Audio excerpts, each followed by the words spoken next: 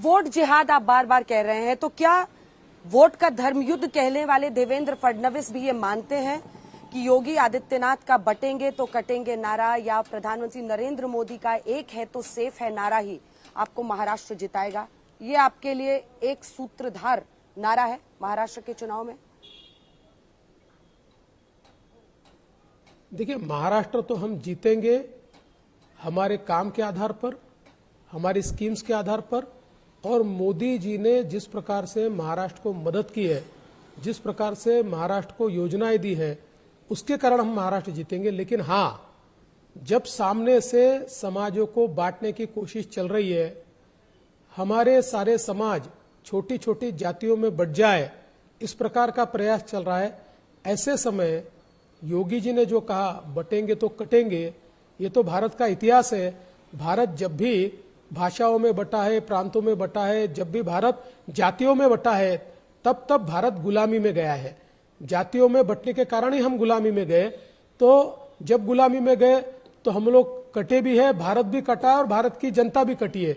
इसलिए बटेंगे तो कटेंगे, ये बात जो कही है ये तो सही है, लेकिन उससे ज्यादा मैं ये मानता हूं कि जो मंत्र मोदी जी ने दिया है, एक है तो सेफ है, ये मंत्र बहुत महत्वपूर्ण मंत्र है। कांग्रेस की जो नीतियां है, जिन नीतियों के तहत समाज को वो तोड़ना चाहती है, उसके खिलाफ मोदी जी का मंत्र है एक है तो सेफ है, और निश्चित रूप से महाराष्ट्र की जनता इस मंत्र को अमल में लाएगी। तो फडणवीस साहब, ये आप अजीत पवार को क्यों नहीं समझा पा रहे? वो तो कह रहे कि ये मंत्र महाराष्ट्र में नहीं चलेगा। आप पंकजा मुंडे को क्यों नहीं समझा पा रहे? अशोक चव्हाण को क्यों नहीं समझा पा रहे?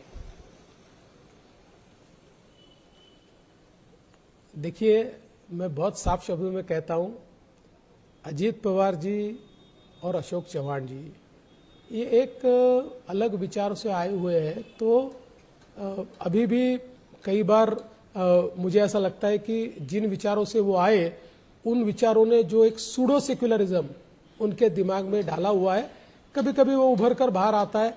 क्योंकि जब बटेंगे तो कटेंगे ये योगी जी कहते हैं, तो इसका अर्थ वो समझ नहीं पा रहे। तो हम समझाएंगे उनको, आप चिंता मत कीजिए, जरूर समझाएंगे। और मुझे लगता है, मैंने पंकजा जी से बात की, पंकजा जी ने ये कहा कि हम लोग तो विकास के भरोसे जीत रहे। जब उनको पूछा गया कि आप इसके भरोसे जीत रहे हैं, तो उन्होंने कहा नहीं, हम तो विकास के भरोसे जीत रहे हैं। तो उनके मन में कोई शंका नहीं है। फडणवीस साहब, देखिए, मामला लग रहा है कि आप लोगों का दो तरफ देख रहे हैं महायुति के दो नेता। अजित पवार की ही पार्टी के टिकट पर नवाब मलिक हो, सना मलिक उनकी बेटी हो, वो टिकट देते हैं, बीजेपी मना करती है फिर भी टिकट देते हैं। ज़ेशान सिद्दीकी प्रधानमंत्री की रैली से दूर रहते हैं। क्या एक रिफ्ट है अजित पवार के साथ, open rift? There is no rift. प्रधानमंत्री जी की सभाओं में हमने नेताओं को बांट लिया था। पहली सभा में मैं रहा, फिर एक सभा में सीएम साहब रहे, फिर एक सभा में अजित दादा रहे, एक सभा में तटकरे जी रहे। तो इस प्रकार से हमने अलग अलग सभाओं में अलग अलग लोग जाएंगे तय किया था। इसमें कोई रिफ्ट नहीं है। हाँ, इस बात पर 100% रिफ्ट है कि नवाब मलिक का काम हम नहीं करेंगे।